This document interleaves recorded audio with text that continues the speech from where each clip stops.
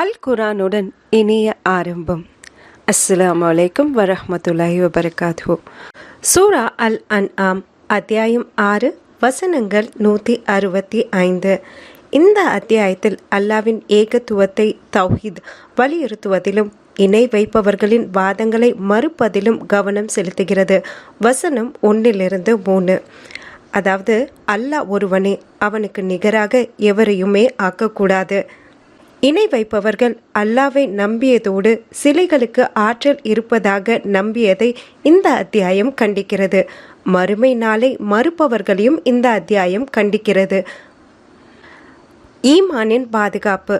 நம்பிக்கை கொண்டவர்கள் தங்களின் ஈமானை இணை வைத்தல் என்னும் அநீதியை கொண்டு பாழ்படுத்தக்கூடாது.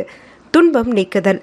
அல்லாஹ் ஒருவனுக்கு மட்டுமே துன்பத்தை நீக்கவும் நன்மையை ஏற்படுத்தவும் முடியும் என்கிறதையும் இந்த அத்தியாயத்தில் விளக்கி கூறப்படுகிறது.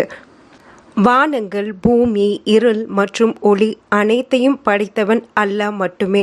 ஈவன் ஸ்டார்ஸ் பற்றி கூட இந்த அத்தியாயத்தில் சொல்லியிருக்கு.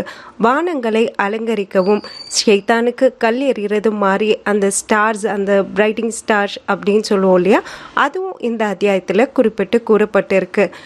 மோரோவர், ஒளி அப்படிங்கிறது நூறன், ஒற்றை வசனமா. ஒளி நேர்வழி, அது ஒத்த இதுதான். அல்லாஹ் ஒருவன் தான். இருள்கள் அப்படிங்கிறது ப்ளூரலில் கொடுத்துருக்கு. ஸோ நமக்கு வர சோதனைகள் பலவாக இருக்கலாம், பட் அதோட தீர்வு ஒரே ஒன்று தான். ஸோ நம்ம எத்தனையோ விஷயங்களை இணை வைக்கலாம், ஆனால் ஒரே ஒருவன் தான் வணக்கத்துக்குரியவன், அவன் அல்லாஹ் மட்டும்தான். வானத்தையும் பூமியும் படைத்த அல்லாஹ் தான்.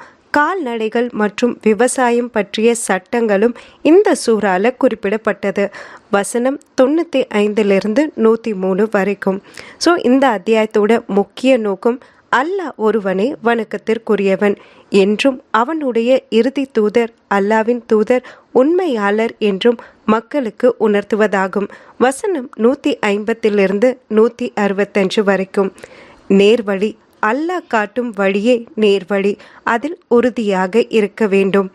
இந்த அத்தியாயத்தோட முக்கிய வசனமா அல்லாஹ் கூறுறான், நிச்சயமாக என்னுடைய தொழுகையும் என்னுடைய தியாகமும் என்னுடைய வாழ்க்கையும் என்னுடைய மரணமும் அகிலத்தாரின் இறைவனாகிய அல்லாஹ்வுக்கே உரியன.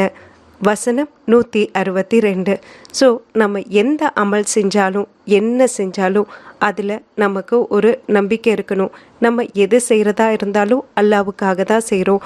நம்ம கண் விழிக்கிறதுலேருந்து தூங்குற வரைக்குமே எந்த ஒரு விஷயத்தையும் நம்ம செய்கிறோம் அப்படின்னா அது அல்லாவால், அல்லாவுக்காக, அல்லாவுக்கு மட்டுமே அப்படிங்கிற நம்பிக்கையோடு நம்ம செய்வது நமக்கு நல்லது. ஸோ இது ஓரிரை கொள்கையை உறுதிப்படுத்தும் விஷயமாகும்.